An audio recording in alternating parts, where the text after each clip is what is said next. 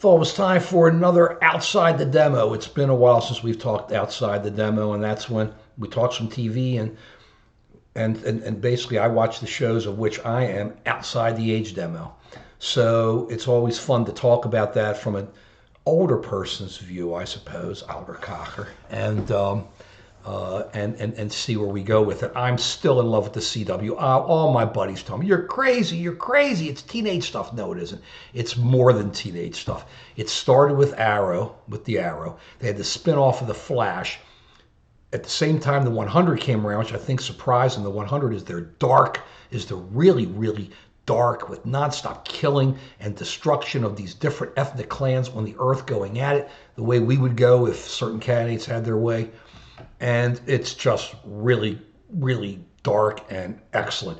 Arrow has gotten very dark, a little bit, too much of the Oliver relationships and all that, but a great cast. They really just make it all happen.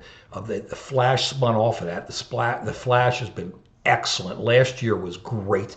This year they have a very tight cast that's really rocking. We're going to talk about all that a little bit later. Zombie, I'm in love with. I think the lead was one of the Mighty Morphin Power Rangers. She's really cute. I don't mean cute in looks. Yeah, she's cute in looks, but it's just she's just really good. She comes through with different. She eats people's brains. She's a zombie, so every time she eats somebody's brain, she takes on their personality, and it's like really great. The sex, the genius, the neurotic. It's just some really good stuff there. And Legends, I'm not sure about that. I'm watching Legends tomorrow, which they spun off. And then we're going to throw in one more, which isn't CW, which is Fox Sleepy Hollow, which I just love. But I'm going to go back to the CW very quickly. You got to watch it. What's so interesting about the CW is you have a cast in all of these, and all of them that are a mixed cast. And everybody's kind of equal, but you have whites, blacks, Hispanics, gays, gay relationships in which the gays don't get killed off, which always seem to happen in a lot of the other stuff. Women, men, the women are tough. You have very sensitive men. It's like really excellent, all of them. They play it each, Arrow, a lot of violence, a lot of really going at it and killing all the guys who come after him. But it's more the flashbacks, which are so great, and the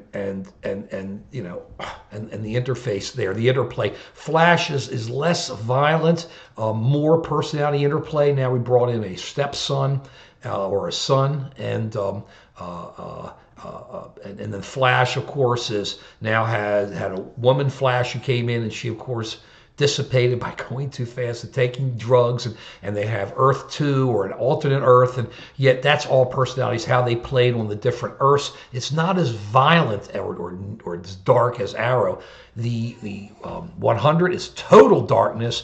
You had people living up on space stations. An AI took out the Earth, and so they come back down. There's some people who live there, and now we find there's all these different groups. They're all killing each other, and talk about dark. You try to have people who try to be friends with whoever appear to be the enemy, and then your own friends turn and kill you. It's you can't trust anybody in that show. And then iZombie is just so much fun to watch. The interplay with everybody is live zombies who are really kind of happy. Everybody's happy as long as they can get their brains. So she works at a coroner's office, and it's just really a lot of fun watching. It never gets too heavy. I hope it doesn't get too heavy. Just a lot of running around, but in all of them, it doesn't matter. You're a zombie, you're a woman, you're black, you're white, you're green, you're red, you're a male, you're an immigrant son, you're an immigrant's daughter. It doesn't matter. Everybody's equal. Everybody deals with, everybody gets hurt, everybody gets happy, and it's a lot of fun watching it. It's just, you watch the old Mod Squad. Julie was always running from a problem. Then Link, I love Link, solid, and but it was different. You had, like, they were there to be the Mod Squad, each individual person. Here, everybody's just what it is. America, a whole bunch of different people just coming together and living together and having a good time, and really putting some good shows together. I think you got to watch them Sleepy Hollow, I got to throw in because I love American history, and that's where the magic stuff is okay. But I just love when they brought the Ichabod Crane back, and he lived. He was a British who became an American sympathizer in the Revolution, and he comes back and he lives now, and he has the two very strong black co-stars, women. I mean, crazy. It's so great. And then everybody is just such a mixture while they keep going back to American history. But what's so great is that they love American history. So they use Crane to be able to go back, and he makes his allusions back and forth. And we see Betsy Ross and George Washington, all of them. And they're looked at, even with their weaknesses, as good people with a great history, because and everybody's sharing that history together.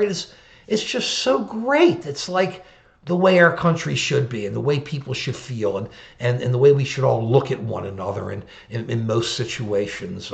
Forget when you have to have people hate you, to make the storyline go. It's just so great. So I push it hard. Watch those shows. Enjoy them with your kids, and look at the underlying stories about just family and happiness, and hopefully happiness and love, and dealing with difficulties. And not everybody's the same, but everybody's equal, and everybody has to deal with, everybody helps with everybody. And really, I love it. Outside the demo, for an old guy, sometimes I feel young watching that stuff. It's like listening to music. Peace.